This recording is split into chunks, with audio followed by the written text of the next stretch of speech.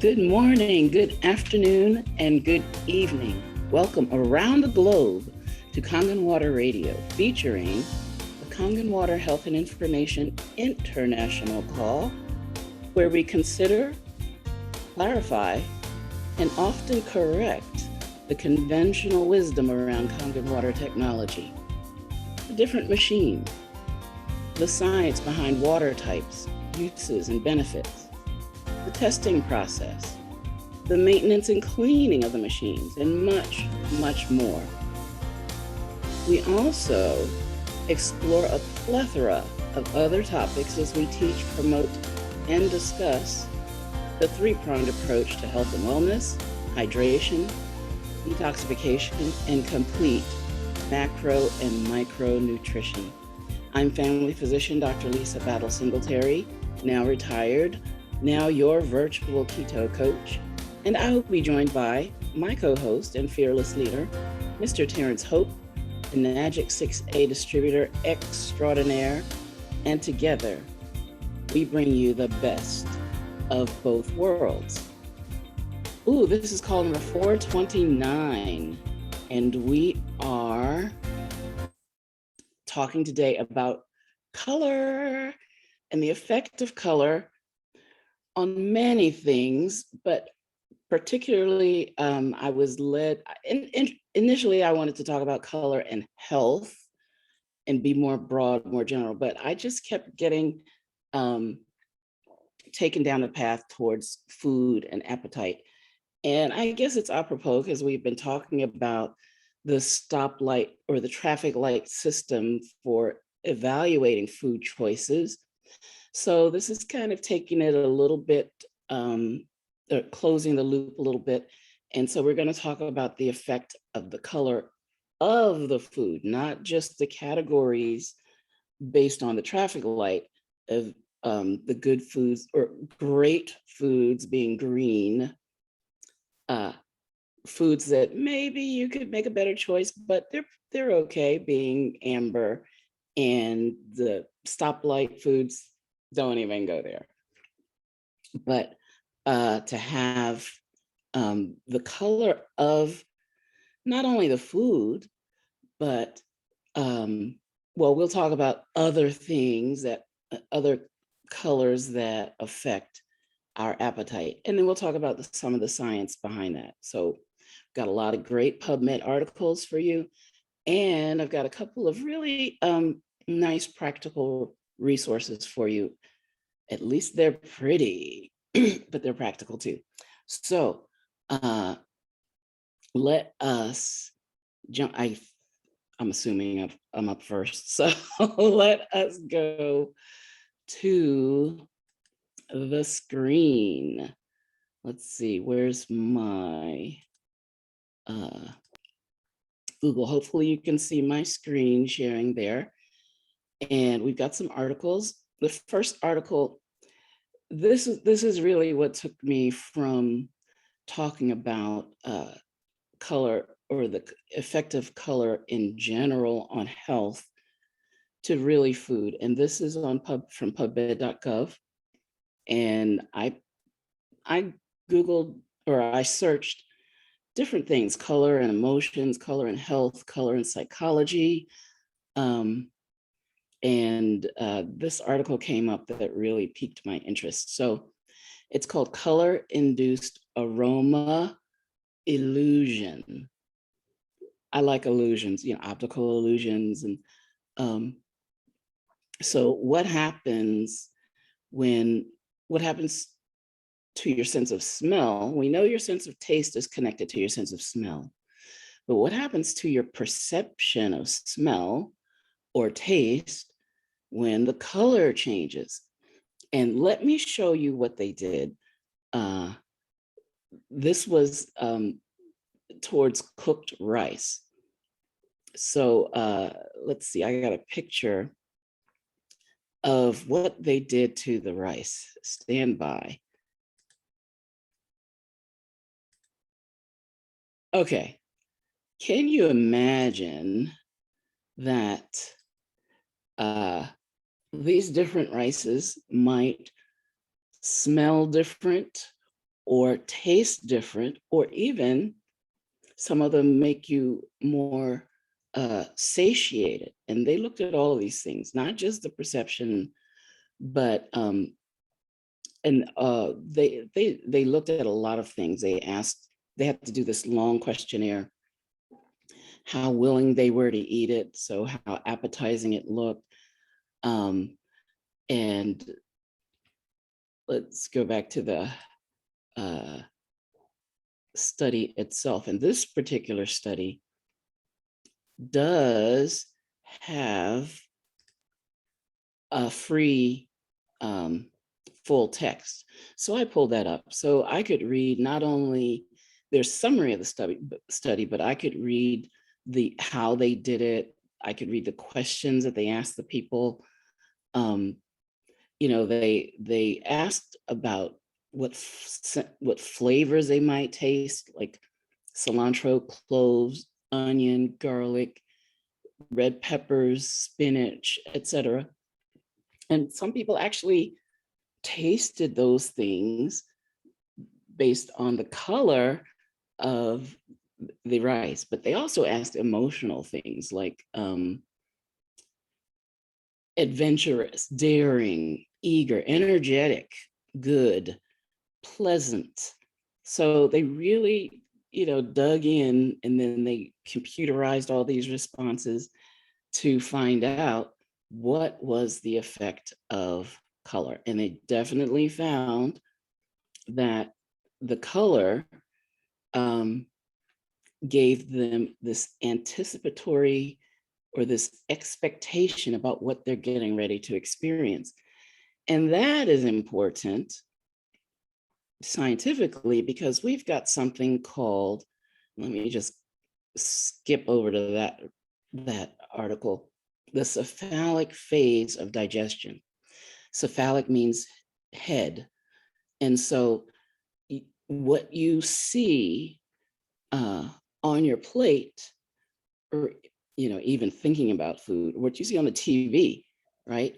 Or what you see on your plate will actually trigger hormones and digestive fluids to start preparing your body to receive the food and then to break it down. So the cephalic phase of digestion is very important, and it includes the perceived palatability of food. And this is important because our current food supply is nothing like the food supply that was available to our ancestors, right? So the food we have today is characterized by highly palatable foods. Usually that means extra sweet, extra fat. And so that contributes to energy density, which means it'll help you put on weight real fast. Low fiber content, and because it's processed, right?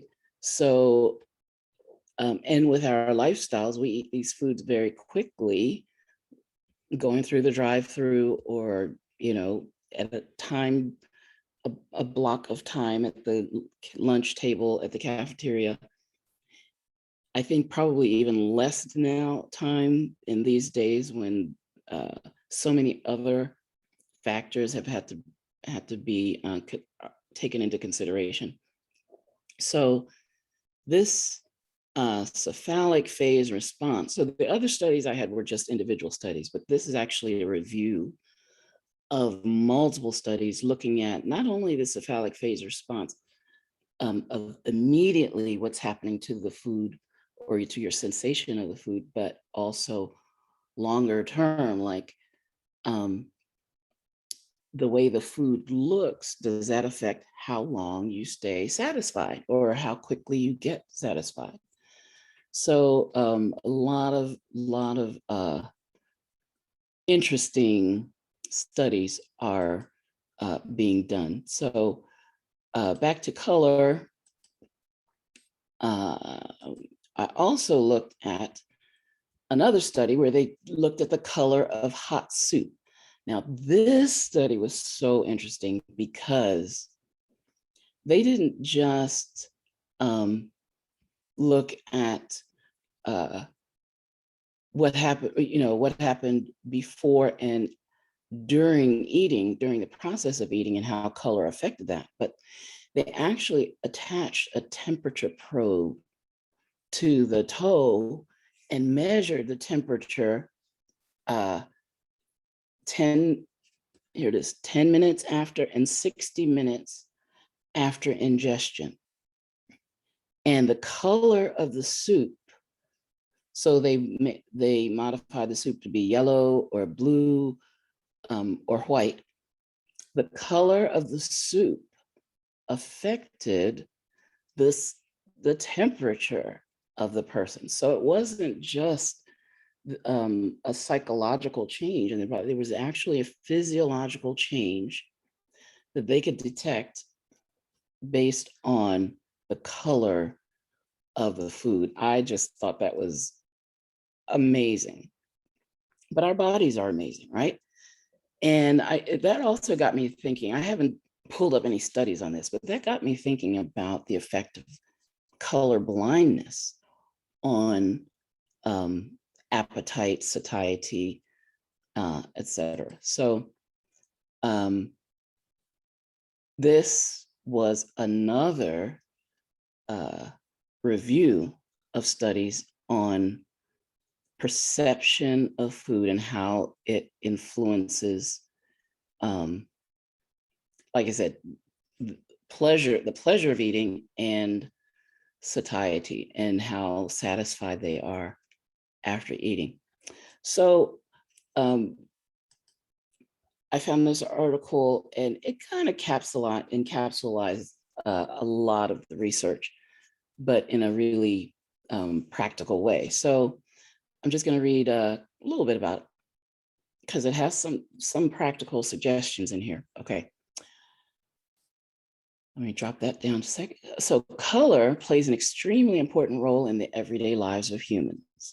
It can affect people's thinking, actions, and reactions. Color sends subliminal messages to the brain, which is why companies spend a lot of time and money, right? In fact, I think it's food companies that are doing more of these studies than anybody, and of choosing the right colors when designing their products. And when you say designing their products, that means designing their foods, like how much food coloring do they put into different types of food or different flavors, but also designing the packaging. And they do huge studies on which packages and which colors which color combinations make you more likely to pay attention. What font, but that's another extension of all this, but how the food industry is doing everything they can to get our dollars as we I call it stop the stroll, as we're strolling through the market, as opposed to stop the scroll. So nature has its own way of stopping the stroll because it makes so many fruits and vegetables so colorful, but the food packagers definitely want us going up and down those aisles and seeing all those pretty packages. Anyway, back to the article. Food is one of the most important necessities in life that are influenced by color. The human appetite, choice of food, and interior designs of restaurants, right, are some examples that are affected by color. How? Just think, Italian restaurant, what color is the tablecloth? It's gonna be red, right? There's a reason for that. And it's not just because there's tomato in the sauce. So here are a couple of interesting findings. Blue has been found to be the only appetite suppressant in the color spectrum. Many weight loss plans suggest the use of blue plates to eat food out of because less food is eaten due to the nature of the color. Studies have also shown that people tend to eat less junk food out of the refrigerator if a blue light is placed inside. I don't know how they thought of that. I never would have thought of that. The use of blue lights in dining areas has also led to less consumption of food. The reason for the suppressant nature of the color blue is its relative absence in nature. Most of the vegetables we eat are green or red. Most meat is red. Other than blueberries, it's not easy to find blue as a natural color. As a result, the color blue does not have an automatic response towards our appetite. Another reason why blue is an appetite suppressant is because of the primal nature of humans. When searching for foods, people before us used to avoid eating objects colored black, purple, or blue because these were signs for potentially poisonous food. One of the most important factors in influencing people's choices is its appearance. The Romans were one of the first humans to recognize the fact that people eat with their eyes. There's that cephalic phase, right?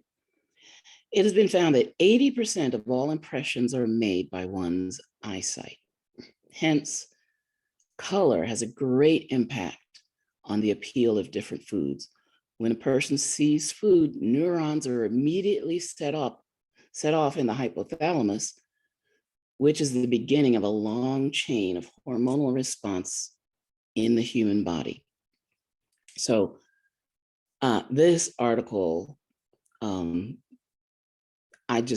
love some of the summaries that they come up with, some of the conclusions they come up with, some of the summaries they make. For instance, some restaurants going with darker colors to create a more intimate environment for their diners. Just very, very interesting. So I did want to give you a couple of practical, useful tips, even beyond the blue light, the blue plate, etc. So I went to Healthline and I just put in what did I put in? Food color, or maybe rainbow foods, and Healthline. And this is an older article, but it talks about the multicolored meal, why eat in color. It talks about rainbow eating and the benefits of the different colors, reds, oranges, yellows, greens, blues, purples, and white pigments. And it gives you some tips for holiday meals. Now, there are tips for baking in blue. I think I would put that in the category of blue also being an appetite suppressant, because they talk about baking with purees of dates, raisins, or prunes. Now, I have to come clean with that. I used to love, what was that called? When I visited New York, visited my grandmother and my aunt, they used to have prune Danish. And I remember refusing them a couple times, but then when I actually tried one, I was like, oh, this is pretty good. So I was just being funny there. But that actually is a good idea for alternative sweetening, using more natural sweeteners, but with restraint. I'll put it that way. Select your greens, etc. Okay, so I love that article, but this I really, really love. And this one I just stumbled upon, again, Googling rainbow eating. And this one actually was rainbow healthy foods. So eating the rainbow with 12 healthy color-packed recipes. So I just want to show you how beautiful some of these recipes are. And they do tell you 7 colors you should have on your plate every day. But look at this. Here's an example of not only the beauty of the various food colors, but also food prep, right? Getting containers preparing ahead of time that cuts so much time. Food portion control. There are a lot of good strategies or a lot of good effects that your body will receive from a strategy such as this. I just love that. Instead of using bread or tortillas or extra the carbs, using lettuce or other leaf wraps, and that's beautiful. I love this one, the Chickpea Bowl. Right now, fortunately, all of these things are gluten-free. I mean, rice, again, controlling the carb content, definitely, but look at the variety, and I can imagine the satiety from a meal such as this. The bread is a deal breaker for this one, but definitely that's a nice looking chicken salad. If you have to take this to a school lunch, again, the bread, our fundamental is a good food, bad food list. And our number one rule is to avoid the bad foods. But we could put some rotisserie chicken in here, or, some beef or whatever from dinner, whatever the protein was at dinner before, boiled eggs, right? So many things you can put in for the protein, because actually that's not a lot of protein right there. But the recipe that I really want to get to is, again, that one's beautiful, beautiful. This one, oven roasted cauliflower with turmeric and cumin. Anytime we're highlighting turmeric, I have to love it on this call. So they're roasted the cauliflower, but the seasoning is turmeric. And here's the related article, turmeric, how to get recommended 1 teaspoon daily. Well, we know 5 Wukan daily, or if you're overseas, I think it's 3. You can correct me, Mr. Hope. But that is my content for today for the effects of color and how we can use color to enhance and to keep our meals and our lifestyles healthy. Alrighty, so let's bring on a colorful character for our call, the illustrious, the vigilant, persistent, consistent health advocate and health influencer to the stars and to the globe, Mr. Terrence Hope, Enagic 6A distributor extraordinaire. Mr. Hope, are you with us today, sir? Me? Well, Dr. Lisa Singletary, yes, indeed, I am here. And I'm very glad to be here, in fact. And I am very much delighted with the subject matter that you spoke. Let me tell you, it comes to the Kangen Water Health and Information Call. I must say that this is my favorite call thus far. And I've had many favorites, but what makes it so favorite? I really enjoyed watching and looking at, which is redundant, all these different food items that you brought up. As a matter of fact, I am happily hungry right now. And all the colors and all the peppers and all the produce and the fruits and the things that you put, wonderful. And I'm so glad that you did that. I think for everyone who's on the call, this has been a very delightful health, nutrition, fun with food TV show today. So I enjoy your presentation and the food that you let us know so much about, the healthy foods that we need to be getting in our system. So thank you, Dr. Lisa Singletary. I want a few colors today. I don't know which ones entice what type of emotion or whatever the case. So I put a few yellows and blues and whites all together. And thank you all for coming here today and welcoming us here in the Kangen Water Health and Information Call.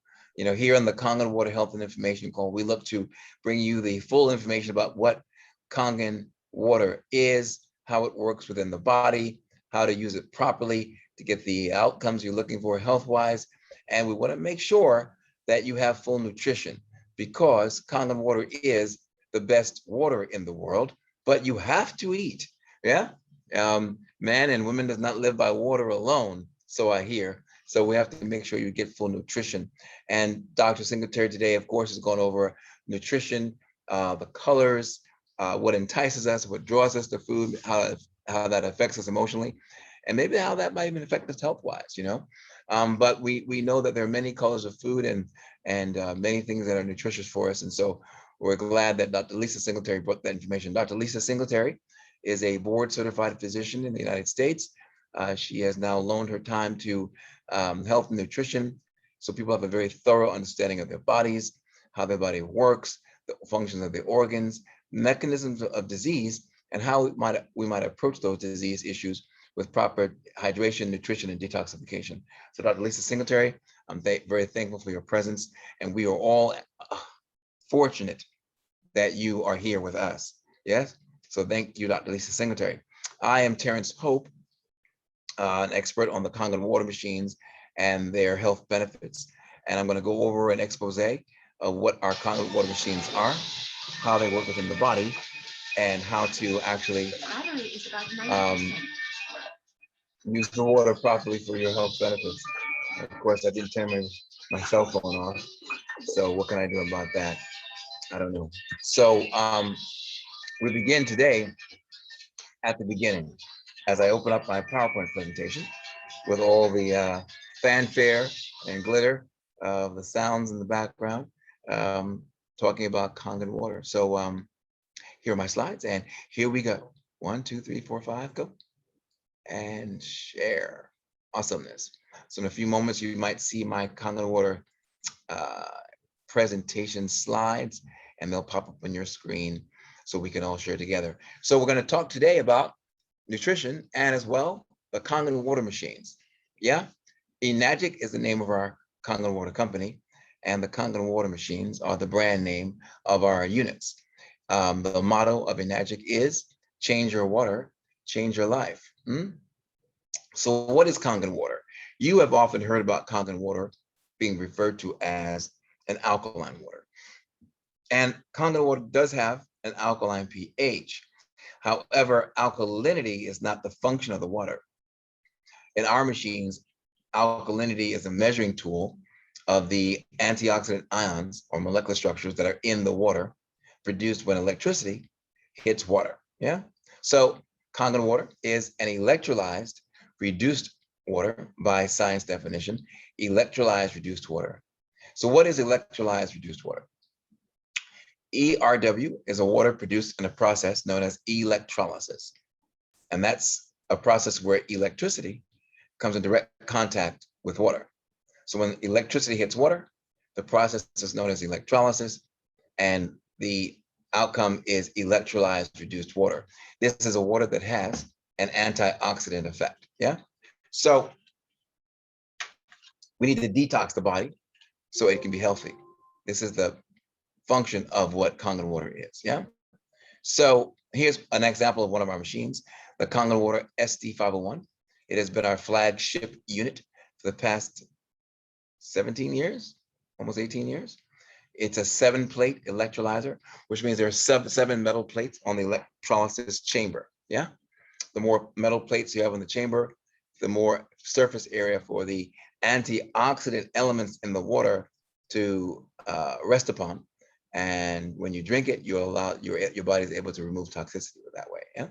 So Kangen water has 7 different types of water.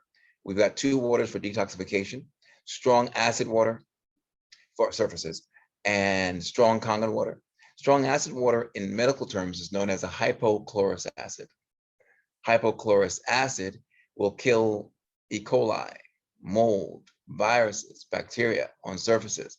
So you can spray that on doorknobs, on countertops, and places you want to keep bacteria and virus free. Strong Kangen water is an 11.5 pH water produced in our water machines when electricity hits water combined with salt. So it's a chamber on the machine that has a salt water content, only for the production of the strong acid water and the strong Kangen water. And so when you use the machine, salt water is combined to create the hypochlorous acid I mentioned and the strong Kangen water I mentioned. Here we have something called beauty water, an acidic water called beauty water. That's good for your skin. Spray it on your skin. It'll kill bacteria in the pores. On your hair, it'll actually close up split ends on women's hair and allow your skin to tighten up as the bacteria is removed, therefore giving you a smooth appearance, ergo beauty water, right? Then you've got the neutral pH water, which is a non-antioxidant water. It's simply a filtered water that our machine has in case you want to drink water without detoxing. Sometimes people take a medication and they want to detox. They want to take the medication and not have a detoxification occurring at the same time. Kangen water is our 8.5, 9.0, and 9.5 water. This water has the antioxidant effect I talked about. This is, in fact, the electrolyzed reduced water I talked about. When you drink this kind of water, your body is able to remove toxicity successfully. I highly recommend when you have your machines to drink 1 liter of the water in the morning before breakfast, about 32 ounces. So you have a large amount of water that will flush your system, and the elements of our water, including energizers like molecular hydrogen, will give you more power to your cells, a detox body, and your body is better able to maintain pH balance in all the organs when your body is detoxed, which is the purpose of our machines. This machine here is known as the Kangen 8. So we have a few machines, the Kangen 8, the Platinum SD501, and the SD501 Prime. I mentioned them all together. The Kangen 8 has 8 plates on the electrical circuit. The SD501 Platinum and the SD501 Original both have 7 plates. The more plates you have on the electrical circuit, the stronger the antioxidant effect. The more antioxidant ions are produced and are able to form. So more surface area, 8 plates, less surface area, 7 plates respectively, but still with a 1 plate difference between the machines. Either one of them will give you the health benefits you need from detoxification. The greater aspect of the Kangen 8, it has a universal power supply system. So if you're traveling from country to country, you can plug it into any electrical socket in any country in the world, and it will work without the use of a power converter. Excellent machine to have. It's digital. It has a sleek appearance. It has extra settings to deal with acid level issues on your source water. More powerful in some senses. The cleaning system is maybe a little simpler. It's like an internal washing machine. So great machine to have, very powerful, sleek design, international use, highly recommended. SD501 Platinum, SD501 Prime, either of these are excellent for your health benefits at 7 plates and will give you all the health benefits you need. So the choice is yours. You can go with this or you can go with that. So once again, Kangen water is an electrolyzed reduced water produced in a process where electricity comes in direct contact with water. Yeah. Over here, we have an example of electricity or lightning striking a body of water. Yeah. H2O is the molecular structure of what water is. Here's lightning now striking your water. And inside of the machine, H2O, represented by this molecular structure H2O, will be broken down into its elements, OH and H+. So looking at a full diagram, water, H2O, is hit by electricity, like in lightning, divided into its segments, and comes up as OH negative. And thereby we have our molecular structures of water water reassembled within the electrolysis chamber of the Kangen water machines, and the water becomes antioxidant. Yeah. So electrolysis is the process that produces the antioxidant effect that the Kangen water machines has when electricity hits water. Our machines also have a negative ORP, which is known as an oxidative reduction potential. You're looking for a minus number when you're looking at a liquid substance that is antioxidant. Kangen water, it has a negative number. Other substances like soda, tap water, which is highly chlorinated, have a positive number because they're more toxic and more oxidizing. So a negative number on our oxidative reduction potential meters shows an antioxidant substance. Positive numbers shows an oxidizing substance or a toxic substance. Be careful of those types of things. We look inside and we see that our bodies are primarily water. The kind of water you have within the body will dictate its antioxidant effect. Yeah. Regular water won't detox you at the cellular level the way Kangen water, antioxidant water does. So you want to keep with the antioxidant water, Kangen waters, and use what is healthiest for your health. Inside of your body can become very toxic. You want to remove that toxicity so that it does not disturb your body's ability to maintain pH balance. Much like this fish tank can become highly, contaminated with fish toxins. You have to filter that out and clean it up to keep the fish healthy. In the same way, you have to detox the body so your body stays healthy. Yes, very important. Watch out for junk foods. Maybe very colorful, as Dr. Singletary said, but these are all deceptive. Foods that are not really foods, but they're simply, how do you say, substances that are edible but not actually nutritious. Yeah. So Dr. Singletary, I'm going to pass the call on to you for one moment as I pause the call, and you can pick up for a little bit. Maybe we'll start taking some questions. Thank you. Okay, thank you, Mr. Hope, for that that summary, that information. Yeah, and what he said about the food industry making these deceptive foods is exactly what I was talking about, the stopping the stroll as opposed to stopping the scroll. So, and one thing that I wanted to mention, and well, I was planning to mention a little bit later, and I don't know if we're just in the background in her office, but we have on the call our first video guest, and that is Anita Prendergast, and she had, and I'm going to bring back a resource that she made for. Oh, hey, let me ask you to unmute. Let me unpin Mr. Hope and pin you. Hi, how are you? Hey, you caught me off guard. I thought I was just gonna be able to sneak in and just, listen in. Well, when they talked about the blue, using the prune puree and the raisin puree and baking, I thought, that reminds me of something that Anita brought to the call. So if you were available, I'm just thrilled that you could join us today. So yeah, the sneaky smoothies. How are you doing? I'm well. I've been usually I'm doing my Wednesdays challenge at 1, so that's why I normally am not able to come on. But I just put a Facebook post and and called it a day this time. So I was able to jump on.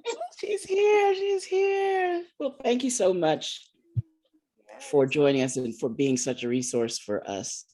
And I am going to put your recipes in our call resources for this call. I'll be sharing that with everyone via email. So you do not look like you were just sneaking in. You are so camera ready. I'm about to go out, but I just didn't feel like, doing a Facebook Live. Yeah, I love it. Well, thank you so much for joining us today. And if you have anything you want to share with us, that's great. If not, you can just relax, enjoy the rest of the call. Yeah, I think you guys gave a lot of good, valuable information. So I'll just enjoy the call. Thank you. But we need to bring you back. Okay, So yes. we'll plan on that. Thank you so much. Okay, later. All right, so we do have a question.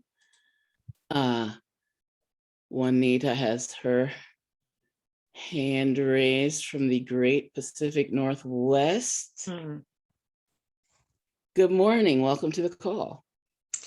Let's see, am I unmuted? You are. Okay, good morning. Wow, welcome everyone. Dr. Lisa, what a great topic. Food, colors of food, green, amber, red.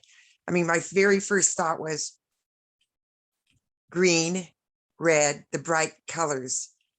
In the red would be more for me, maybe a beet or a tomato or I'm not talking about red meat.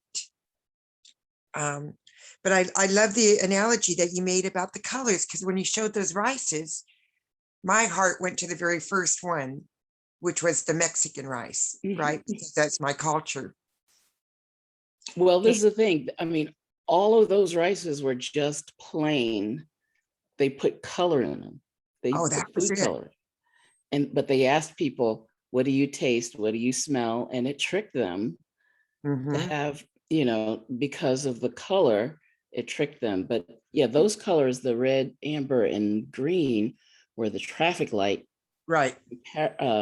categorization or evaluation of food. But we're talking today about the actual colors of the food, not just the categories we want to put them in. So, well, you also talked about appetite suppressants like the black, purple, and blue. And that can you kind of go over that a little bit again? Well, they've done many studies and they found that red stimulates the appetite a lot, which is, why there are red tablecloths in so many restaurants.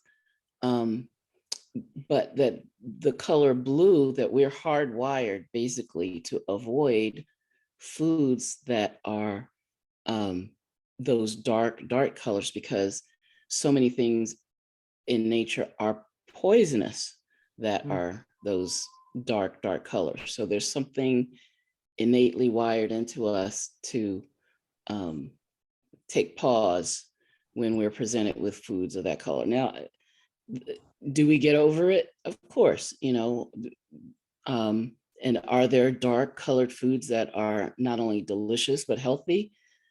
I'm thinking of nori, the seafood wrapping around sushi. And that just popped into my mind. But so knowing information about the food can help us to make healthy choices, despite this instinctual tendency to avoid certain colors. But you can also use that as a benefit for your mind to avoid or to eat less food, to use those colors to kind of trick your mind. Well, I don't know if you could see this, but I'm going to try to illustrate. This is my freezer. And in it has prepared foods for the winter. We have frozen corn and celery and potatoes and mushrooms and green beans and kale and more potatoes and zucchini. It says some bok choy, onions. And over here we have other prepared, some sod and stuff. So I'm kind of preparing for the winter, and as we know, but I wanted everybody to see this. Oh, my Beautiful. battery. This ding, is ding, ding, ding, ding, ding, ding, ding. I know. And it says drink 3 is where the Kangen purple on the other machine is 9.5. Drink 2, pH 9.0. Drink 1, pH 8.5. Then we have what Mr. Hope said, clean water used for medicine. And I beg to differ a little bit. I would say prescription drugs, because medicine is what my grandma gave me, honey and things like that. It wasn't chemically drugs. The next one says beauty water, skincare 6.0, and then sanitary pH 2.5. And below that, it says English, Dutch, French, Italiano, and Espanol. And I swear to you, look at the quality of this thing. I mean, here's the hose, and I haven't unwrapped it all. And then over here was how they packaged it. And then they gave us some beautiful chrome adapters to replace this plastic diverter that's on the SD501. And they gave us a DVD, which how many people have, when's the last DVD anybody bought? And it's how to use the machine. So I was here yesterday with Dale, my little 12-year-old who is going to be a distributor, and his grandma. And we did an experiment. And he kept scratching his head. And I said, what in the world are you doing? What did you put on your head? And he's got this red hair dye that these kids put on. And his grandma says, well, you put that stuff on your hair all the time. And I said, daily? He says, no, about every other week. And I said, well, here's what we're going to do. I'm going to make grandma some 8.5 to take on her road trip that she has no return date. I'll put it that way. And when I'm making grandma this 5 gallons of 8.5, we're going to gather the beauty water below. And we did. And I said, I want you to go to the bathroom and I want you to pour this on your scalp. And while you're doing it, rub your head. And he says, oh, what are you, that's so cold. I said, don't tell me how cold it is, just do it. So he did. And I just texted him. And I said, please ask him the results of the scalp test. So I will wait for that. But another issue Dale and I had, he's gained quite a bit of weight in the last 4 to 5 months, I'll put it. And I said, Dale, how much do you weigh? And he says, I think about 105. And I said, honey, I weigh like 115 and I'm trying to gain weight because I know I need to muscle. And so he stepped on the scale and lo and behold, the young 12-year-old boy, about my height now, 5'4"-ish, weighed 189. And I just quivered. I almost cried. I said, oh my Lord, Dale, honey, let's Google obesity. So we Googled obesity and I put, what is the average weight for a child, a boy, 12 years old? And I can't remember which site it came up, but it said between 67, I think, and 130. And I said, that's insane. I would think if there was going to be a range, it'd be like 5 pounds difference, not no 30, 40, 50, 60. So I said, Well, it depends on the height. right. Can you explain? It said the BMI, body mass index. Right. That's a way to take into account not only the weight of the individual, but the fact that some people are taller than others. So it is the weight divided by the height squared. And can you do mine? I weigh 115, say, and I'm 5'3". So there are calculators, there are BMI calculators online. All you have to do is put that into Google, BMI calculator. Okay. There are dozens of them. Just pull one up and you can put in your weight and height. You can do it. You can choose in American or feet and inches and pounds, or you can do it in centimeters and kilos, or whatever particular measurement you want to use, and it will give you a number. Okay, and then I do have a question. This is when you introduce Mr. Hope, and I've been trying to get a hold of you, Mr. Hope. I wish you would return my calls. Anyway, you introduced him as, and I could have spelt it wrong, and it could have been 2 words. I wrote it as 1. Illustrious. What is the definition of illustrious? Well, in keeping with the theme today, that it is colorful, that he's a not only but worthy of illustration individual. Okay. And then he mentioned that we should, and he does this every week, and I know he's got a lot of noise going on in the background, so he had to cut away. But I kind of beg to differ with the 32 ounces 4 times a day. If I multiply that, that becomes 128 ounces, approximately a gallon of water. Now, Juanita weighs 115, Dale weighs 189. Would it not be the way we were schooled is 1 ounce per body weight if I want to flush something out of my system, for example, but minimum 1/2 ounce per body weight throughout the day. So Dale needs more water than Juanita. And I was making him drink lots of water yesterday, and he was going, we need to pull over for the bathroom again, you know. And I said, honey, your body's flushing out. So wouldn't Dale need more water than Juanita? Or yeah, and yeah, we do talk about that, dosing per body weight and dosing for the initial detox period versus a maintenance period. So yeah, you're not in conflict at all with that, you know, with what we recommend. It's just that that is the most for someone who he usually uses, and in medicine we usually standardize the 150 pound person. That's like if they have to choose a description for a test subject, usually they choose a 150 pound person. And so for that person, for that detox period, then 4 liters or 4 quarts a day is a very good strategy.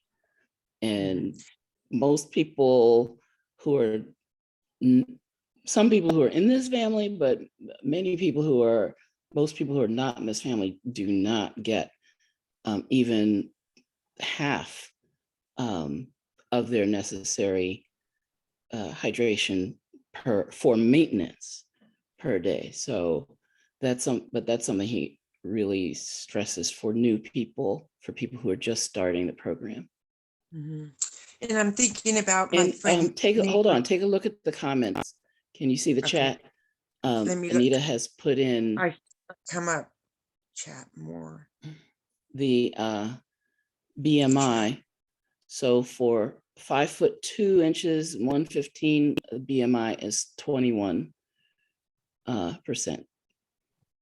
And she heard the measurement. Yeah, I'm 5'3", but that's about right. So it's 21%. I mean, the first time I had my BMI, it was like 30 years ago, and I weighed 100 and probably 60 pounds, same height. And because I'm Hispanic and I go through this conversation almost daily, I feel like, but people like you and Mr. Hope and Vernita, that I love dearly, you're African American, and your bone density is going to be different than, say, a Caucasian or Oriental. So what average weight for Vernita and Dr. Lisa is, I believe, different than Juanita or an Oriental. So when all these averages are, scientifically put in place, I really believe that it should also be our heritage. Well, that's one reason that it's not just a measurement of weight, but it does take into, but you're right. The BMI of a pro wrestler is going to be different than the BMI of a couch potato with the same, I mean, their body mass component is their components are going to be different for a pro wrestler than for, a couch potato with the same numbers, right? So, but it is not across the board that African Americans have higher bone densities. Yeah. And that is because,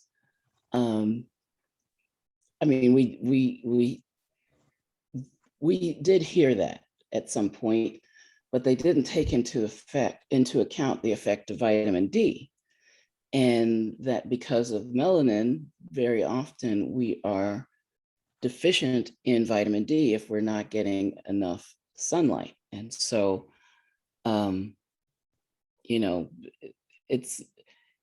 it's good to know your numbers. It's good to know your individual characteristics, but it's good to have the three-pronged approach, because if you're hydrating, detoxing, and fully nutrifying, then your body already knows what to do. We've got the inherent mechanisms in our DNA and our enzyme systems that if we give them the raw materials they need and we allow them to detox and we rest and we have sound, we went through all the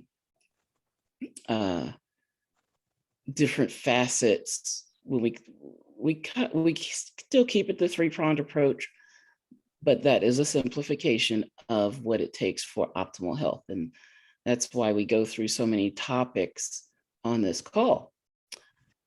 So, and just also to note, as Dale and I were talking about losing weight and gaining muscle, I said, you guys love to go to McDonald's.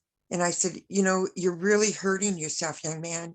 I'm not trying to be critical in any way, but I Googled sugar in McDonald's French fries. And I said, they put sugar on those. I said, how can a French fry look the same 20 years later? And he says, well, I don't know, Juanita. And it says that they put fructose on it, and they didn't go to describe if it was a liquid, if they did it before they fry, if they sprinkle it on afterwards. But do you know? The last that I heard, and this was years ago, the salt and sugar, they sprinkle a mix of salt and sugar on the fries when they come out of the grease. Now, they changed the grease several years ago from beef tallow to a vegetable oil, because of just the popular press. But then they ran into the trans fats, because heating these vegetable oils will create vegetable and seed oils creates trans fats. So I don't know what they're doing now, because it really hasn't been in the press and I haven't been moved to research them. But fast food is a gamble today, with especially if you are eating foods that are fried. I mean, you can buy a salad in a fast food restaurant, but what's in the salad dressing, right? And so just because it's green, just because it's, well, the question is, how fresh would it be? But then you slather it with soybean oil based salad dressings, then you're taking away from the benefits that you were having of eating a salad. So one last thing, speaking of oil, I only have 3 pans in my Instapot, and my 3 pans are all cast iron. What kind of oil do you treat your cast iron pans with? Ooh, I haven't used a cast iron pan in at least 5 years. I have my grandmother's cast iron skillet. I have a couple of them, and I have purchased a couple myself. And I purchased a couple of cast iron bacon presses that I've never used. So, but they sit on my stove and they look cute. But I think if I were using cast iron, I would probably use coconut oil because it has, of the oils, it's more stable than many.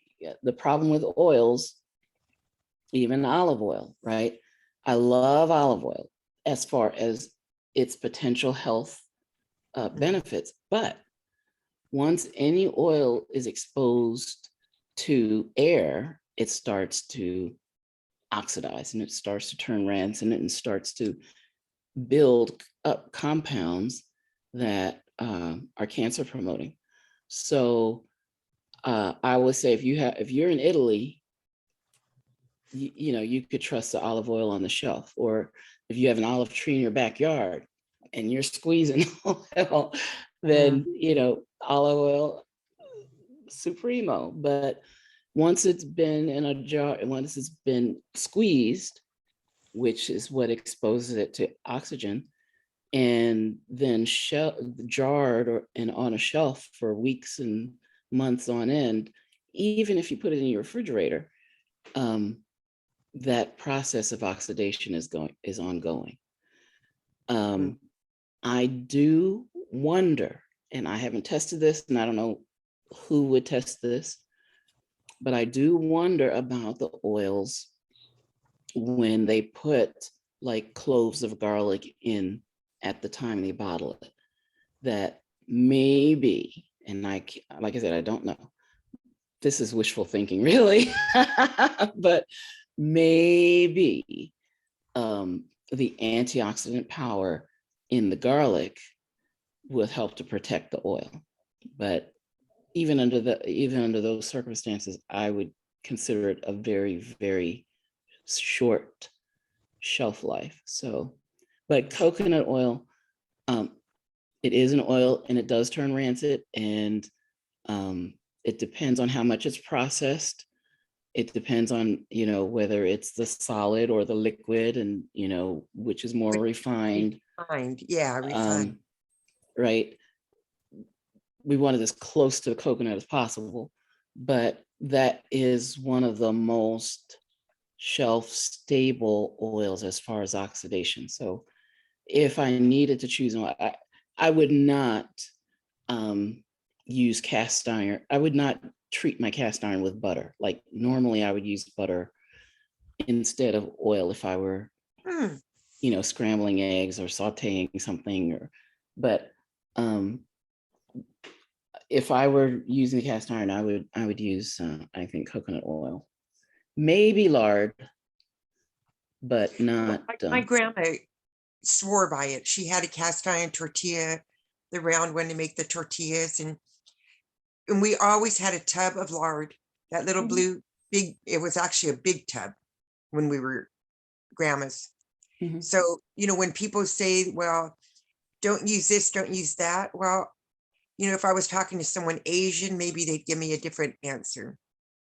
You know, we were raised with the lard. Well, yes, someone who's a vegetarian or vegan would, you know, be aghast at lard. But if you're comparing the texture of a lard to an unrefined coconut oil, I think they're both similar, and I think they would both do a good job with cast iron. They both have a higher smoking point than butter. I mean, some people treat on top of the stove, some people in the oven. You know, my grandma used to stick it in the oven. Yeah, I've only done it in the oven. Oh, okay. Then it must be, I'll say, the American version that they do it on the stovetop, because I'm going like, everybody I've ever known put it in the oven. You know, yeah, because you want to evenly heat the whole pan, etc.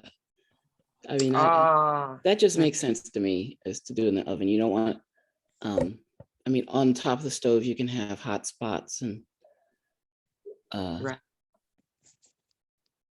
maybe not get the most uniform heating. in just the last comment, I've been waiting for an answer from you and Mr. Hope for a little bit. We talked about maybe doing a call on a Friday or a Monday at the same time regarding the business opportunity with the NAGIC.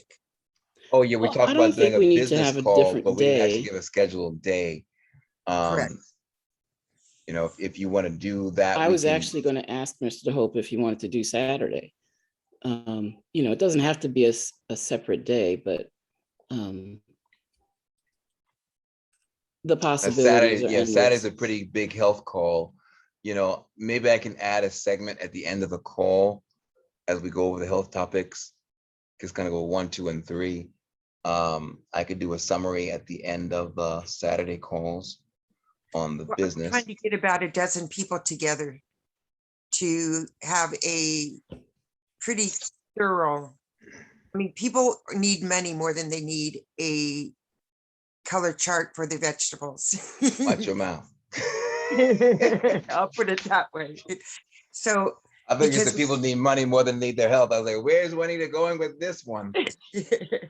No, but you know, we well, could I've had a large group of people that are interested in, because they know that I got back in the business and they knew Enagic from 10, 12 years ago. So I want to teach them to duplicate what we're doing. I can do a presentation on Saturday that encompasses both the health and the business. Okay, we'll start there. Thank you. Okay. That's it for me. Oh, what? Nothing else to say? Oh my goodness. By the way, Dr. Singleton, I'll happily let you know I had a conversation with Juanita about a week ago, and I out-talked her to the point where she had to get off the phone with me. Well, Terrence, I have to go, Mr. Hope. I have got to go. I've got to leave now. No, but Juanita, one more thing. Wait, I out-talked you? Oh my goodness. I'll get a prize for that one. You do. I was going to send you a bottle of something. But why did you say that the clean water is medicine water when I think it's called prescription water? Well, not that it's medicine water, but that people will use it to take their medications. And medications and prescriptions are terms used, you know, interchangeably. So, you know. I think they should be two different words. I'll A alert the drug media. is a drug. I'll alert And a the media. medicine is a spoonful of sugar helping. Juanita has pronounced and declared and decreed. Do not use this for the same term. We will change this. So we'll get the word out, Juanita, okay? Okay, I love you guys. Thank you. Love you too. All right, thank you. All right, so we've definitely reached the end of our call. And I know I did give a summary on the call there. Sorry about the calls that come through. And, you know, I'm distracted. I have to make sure I turn those phones off. Oh my goodness. You know, but we're glad to be here every week, twice a week, and loving it here on the Kangen Water Health and Information Call. I can tell you, I really enjoy these calls. I really do. You know, and I love the introductions. All you will hear for the introductions, dun, dun, dun, dun, dun, all that music. It's beautiful. And that Singletary comes in. So I enjoy having you all here. Oh, God. I enjoy all you being here. And of course, as busy as it gets here in Kangen Water Nation, we would love to see you again here on the Kangen Water Health Information Call. I'll pass the call on to you, Dr. Singletary, to close out. And see you next time. Go ahead, All right, Mr. Hope. Well, thank you for coming back. And I want to thank everyone for joining us today on our call. We really do appreciate you. And we do want to invite you back on Saturday.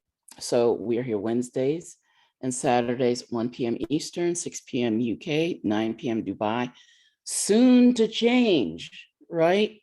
Daylight savings time is coming to an end. We're going to standard time. And so there's a shift around the world as different countries change or not at different times. So Mr. Hope is an expert in keeping track of the different time zones and how that changes our call times for different countries. But it will be 1 p.m. Eastern, and then you can make the adjustments from there. Okay, and we will be on the same Kangen time, same Kangen station or channel. Did I get that wrong? Anyway, you can call or text us with questions and comments at area code 866-526-4368 here in the US.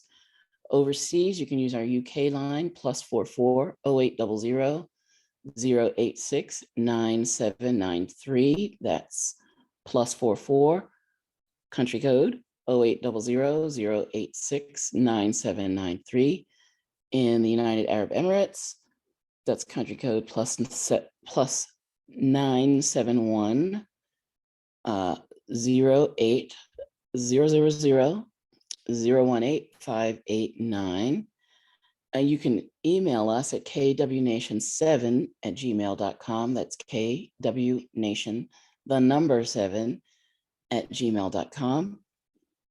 Our replays, I'm a little bit behind on the replay, the information, the description box, all the call resources on the replays, but I am diligently bringing the last 2 calls up to speed. They're on YouTube, but as far as the links and articles and PowerPoints and all that, I'm working on that.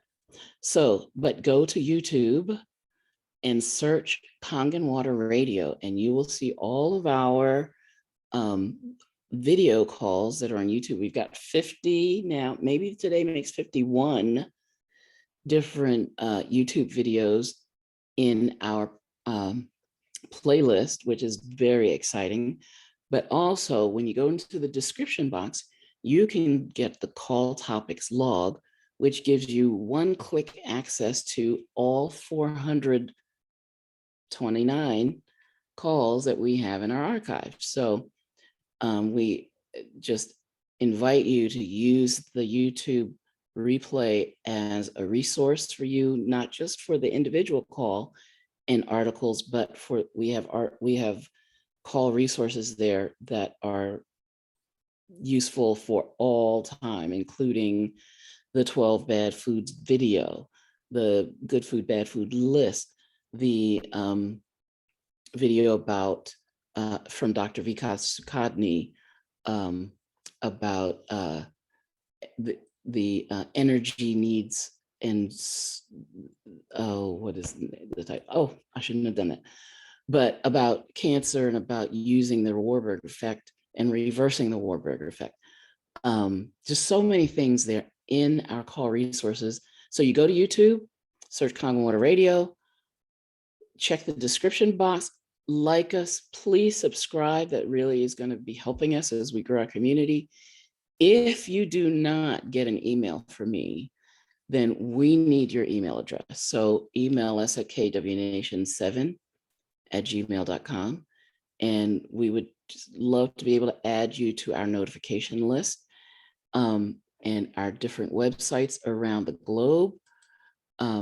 We just thank you, Anita, for letting me put you on the spot today.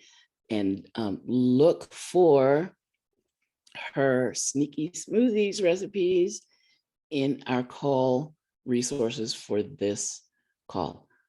All right, everybody. I love you all, and I will leave it to Mr. Hope to get us out of here. So see you on Saturday. Mwah.